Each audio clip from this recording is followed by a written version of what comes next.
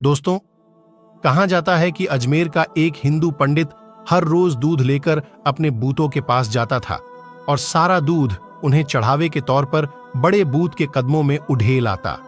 एक दिन उस हिंदू पंडित की बेटी कहती हैं कि बाबा, आप हर रोज दूध कहां लेकर जाते हो? हिंदू पंडित जवाब देता है कि बेटी, दूध अपने देवता के चरणों में चढ़ाने जाता हूं। पंडित की बेटी कहती है कि बाबा, क्या देवता भी दूध पीते हैं? पंडित ने जवाब दिया कि नहीं बेटी, ये दूध पीते नहीं हैं, मैं उनके चरणों में दूध चढ़ाकर आ जाता हूं। बेटी कहती है कि बाबा, अगर वो दूध पीते नहीं है तो आप हर रोज दूध लेकर वहां क्यों जाते हैं? पंडित कहता है कि बेटी, ऐसी बेहुदा बातें नहीं करते, तुम इतना जान लो कि देवता दूध नहीं पीते। इस पर लड़की ने कहा कि बाबा, कल मैं दूध लेकर जाऊंगी और हर सूरत में अपने देवता को दूध पिलाकर ही आऊंगी। पंडित ने कहा कि बेटी, ऐसी बातें नहीं करते। लड़की के बार बार जिद करने पर पंडित कहता है कि ठीक है, जैसी तुम्हारी मर्जी, बस याद रखना कि जब मंदिर में कोई ना हो तब जाना। दूसरे दिन लड़की दूध का प्याला लेकर मंदिर जाती है और मंदिर के सबसे बड़े बुद्ध के सामने खड़े होकर कहती है कि अगर तू खुदा है तो दूध पी ले। बूथ आखिर बुत ही था, वो कहां हिलने वाला था। लड़की गुस्से से बोली, अगर तू मेरा खुदा है और मेरी आवाज को सुनता है तो ये दूध का प्याला पकड़ और दूध को पी ले। वो बार बार जिद करती है और आखिरकार लड़की गुस्से से बुद्ध के चरणों में अपना सर दे मारती है। वो लड़की अपने जिद को बरकरार रखते हुए कहती जाती है कि अगर तू मेरा खुदा है तो दूध पिएगा, तभी मैं घर को वापस जाऊंगी, वरना मैं यहां अपनी जान दे दूंगी। उस बेचारी लड़की को क्या पता था कि भूत कभी हरकत नहीं करते। वो बेचारी लड़की रोती चिल्लाती हुई बस ये अल्फाज कहती जा रही होती है। लड़की की खुशकिस्मती कि उस वक्त हजरत मोइनुद्दीन चिश्ती रहमतुल्लाह अलैह का गुजर उस गली से होता है। मंदिर का दरवाजा खुला होता है और आप देखते हैं एक लड़की बूथ के सामने प्याला लिए खड़ी है और उस लड़की के सर से खून बह रहा है। हजरत ख्वाजा मोइनुद्दीन चिश्ती रहमतुल्लाह अलैह मंदिर के अंदर जाते हैं और रोती हुई लड़की से पूछते हैं, बेटा, क्या तुम्हें कोई परेशानी है? तुम्हारे सर से खून बह रहा है। लड़की रहमतुल्लाह अलैह के चेहरे की तरफ देखकर कहती है, बाबा जी, तुम्हें मुझसे क्या लेना देना है? ये मेरा और मेरे खुदा का मामला है। हजरत मोइनुद्दीन चिश्ती रहमतुल्लाह अलैह फिर से लड़की को कहते हैं, बेटा बताओ तो सही, क्या बात है, किस वजह से रो रही हो?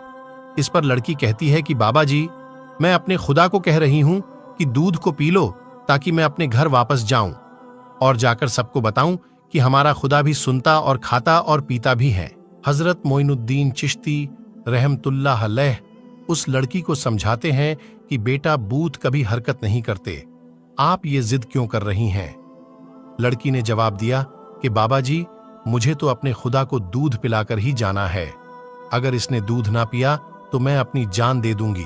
हजरत मोइनुद्दीन चिश्ती रहमतुल्लाह अलैह जब लड़की में ये जुनून देखते हैं तो बुद्ध के पास जाकर बुद्ध का कान पकड़कर कहते हैं, तू दूध क्यों नहीं पीता? इस लड़की को क्यों इतना रुला रहा है? देखता नहीं इस लड़की के सर से खून बह रहा है, बस आपका हाथ लगते ही बूथ में हरकत पैदा हो जाती है।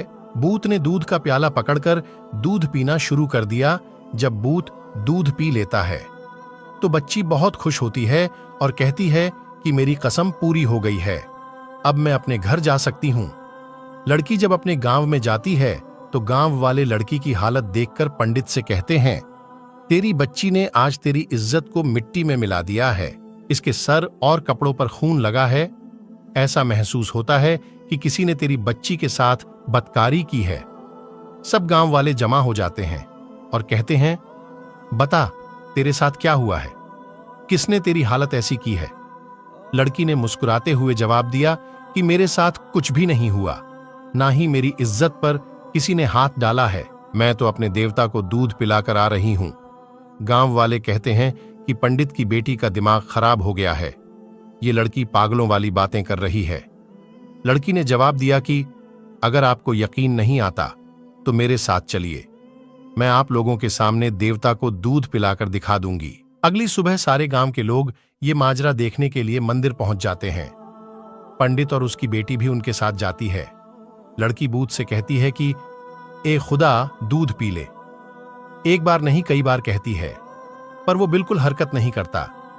वहां लोगों का मजमा यही कहता है कि ए लड़की, पागलों वाली हरकतें ना कर, देवता हरकत नहीं करते।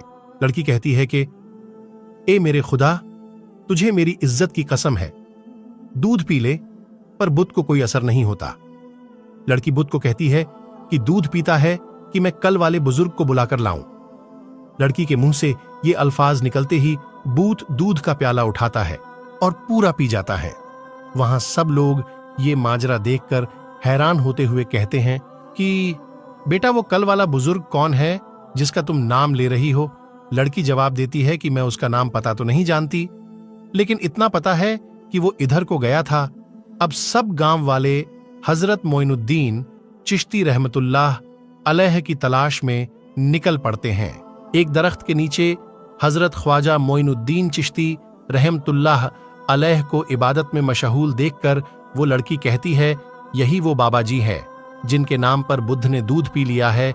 सब आप रहमतुल्लाह अलैह के कदमों में गिर पड़ते हैं और कहने लगते हैं, बाबा जी, वो कौन सा जादू है जिसके जरिए पत्थर भी दूध पीने लगते हैं? आपने फरमाया कि वह कोई जादू नहीं है जिसके जरिए से बुद्ध ने दूध पी लिया, वो तो सब मेरे रब का फजलो करम है। लोग कहते हैं, बाबा जी, आपका रब कौन है? आप रहमतुल्लाह अलैह जवाब देते हैं कि मेरा रब सबको जिंदगी और मौत अता करने वाला है, जिसकी मर्जी के बगैर पत्ता भी हरकत नहीं कर सकता। वही जमीनों आसमान का मालिक है, वही रिस्क अता करने वाला है। सब लोग हजरत मोइनुद्दीन चिश्ती रहमतुल्लाह अलैह को बड़े अदब के साथ पूछते हैं कि आप कौन हैं और आप रहमतुल्लाह अलैह का मजहब क्या है? आप रहमतुल्लाह अलैह ने जवाब दिया, मेरा मजहब इस्लाम है। मेरे नाना का नाम हजरत मोहम्मद मुस्तफ़ा सल्लल्लाहु ताला अलैहि वसल्लम है। हजरत ख्वाजा मोइनुद्दीन चिश्ती रहमतुल्लाह अलैह का ये कहना ही था कि उस लड़की के बाप आप रहमतुल्लाह अलैह के कदमों में गिरकर कहने लगा, बाबा, आप हमारे बुद्ध को दूध पिलाने आए हो या हम सबको रसूल अकरम सल्लल्लाहु अलैहि वसल्लम का उम्मती बनाने के लिए?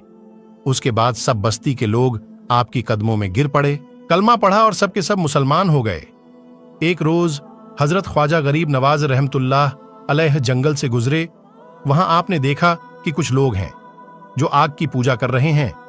ये लोग इस कदर रियाजत और मुजाहदात करते थे कि 6-6 महीने तक दाना पानी जुबान पर नहीं रखते थे। सरकार ख्वाजा गरीब नवाज रहमतुल्लाह अलैह ने उन लोगों से आग के पूजा के बारे में पूछा तो उन्होंने जवाब दिया, हम लोग आग को इसलिए पूजते हैं कि दोजख में ये आग हमें तकलीफ नहीं पहुंचाएगी। आपने फरमाया कि दोजख से बचने का तरीका ये नहीं है, बल्कि दोजख की आग से बचने के लिए अल्लाह की इबादत करो, फिर ये आग तुम्हें कोई नुकसान नहीं पहुंचाएगी।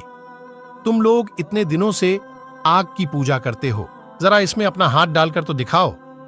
उन लोगों ने कहा कि आग का काम ही जलाना, अगर हम अपना हाथ इसमें डालेंगे तो हमारा हाथ ही जल जाएगा। लेकिन आप कहते हैं कि अल्लाह ताला की इबादत से आग नहीं जलाएगी, तो इस बात का आपके पास क्या सबूत है? हजरत ख्वाजा गरीब नवाज रहमतुल्लाह अलैह ने फरमाया, देखो, हम खुदा की इबादत करने वाले हैं। ये आग हमारे जिस्म को तो दूर की बात है, हमारी जूती को भी नहीं जला सकती। ये फरमाकर आपने अपनी एक जूती आग में डाल दी। बहुत देर तक वो आग में रही, मगर उस पर आग का जर्रा बराबर भी असर नहीं हुआ। ये देखकर सबके सब लोग वहां मुसलमान हो गए। बेशक अल्लाह के वलियों को न कोई खौफ है और ना ही कोई गम। अल्लाह ताला से दुआ है कि अल्लाह ताला हम सबको नेक काम करने की तौफीक अता फरमाए। आमीन।